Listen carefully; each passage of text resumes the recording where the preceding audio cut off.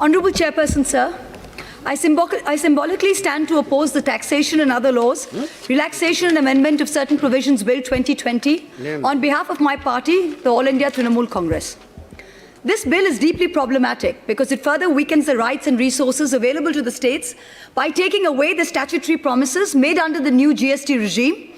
And on the other hand, it corners public funds for PM CARES to the direct detriment of the state relief funds.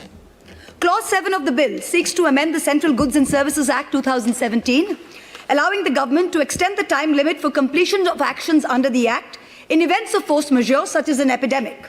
With retrospective effect, this will permit the government to retrospectively validate its failure and extend the time limit indefinitely while dispersing compensation to the states. I wish to ask via you, Honourable Chairperson, does the Honourable Finance Minister conveniently forget that GST was only made possible because the states ceded almost all their powers to levy local indirect taxes? The underlying promise made to the states while accepting this was that revenue shortfalls arising from the transition to GST would be made good from a pooled GST compensation fund for a period of 5 years up to 2020. This corpus was to be funded by a compensation cess levied on so-called demerit goods. The mechanism for this is spelled out in Section 7 of the GST Act 2017, which you now seek to destroy. The quantification was to be done annually. You project a revenue assumption of 14% compounded growth on the revenue of the base year 2015-16, and you calculate the difference between this and the actual GST collection of any particular year. And please, applying this formula to the years 2021, the anticipated shortfall is 3 lakh crores. The compensation pool, however, is only 65,000 crores. But the centre cannot shy away from its responsibility. It must cover the shortfall of 2.35 lakh crores by borrowing. I ask myself in such a situation, is incompetence force majeure? Is criminal negligence force majeure?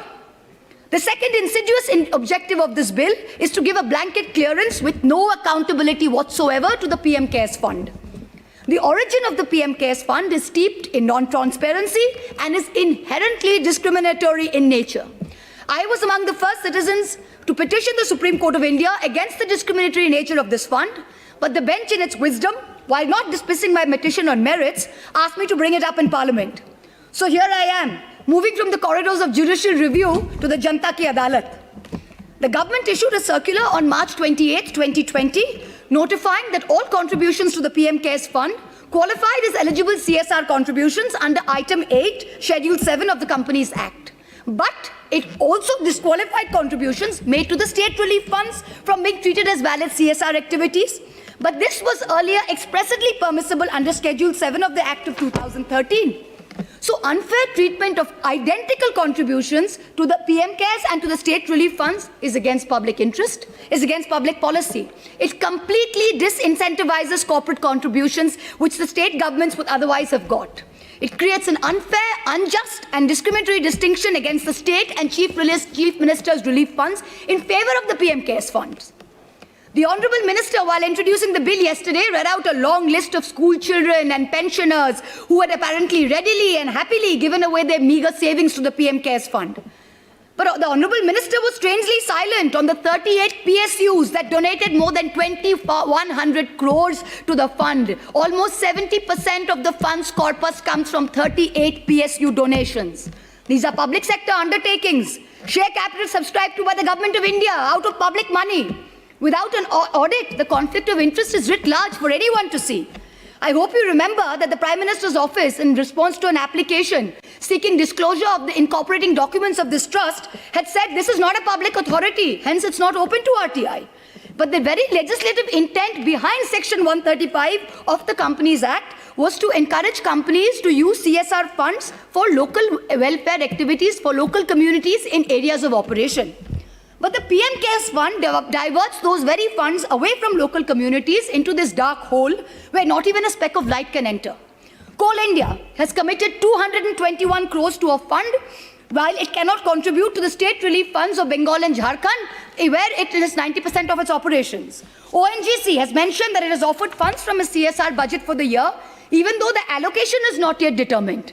Power Finance Corporation contributed 200 crores to the PM CARES Fund, even though its entire CSR allocation is only 150 crores.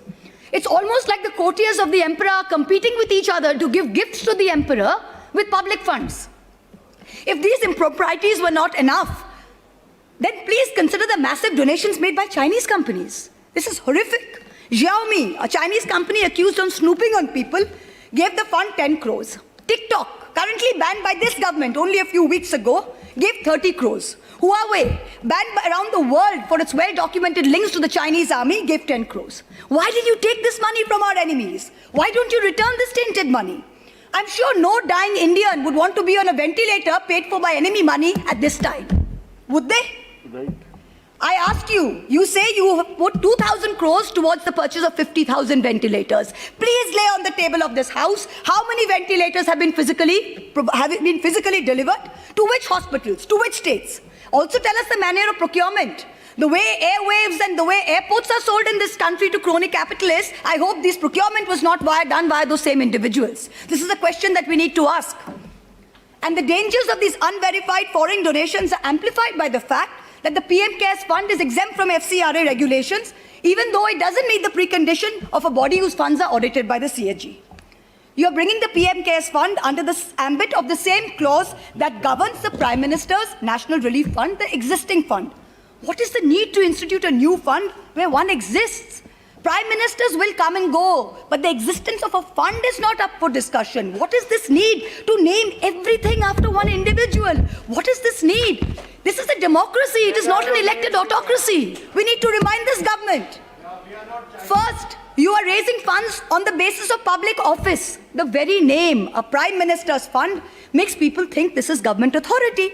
So by saying it is not open to RTI, you are running away from the spirit of transparency you claim to be wedded to.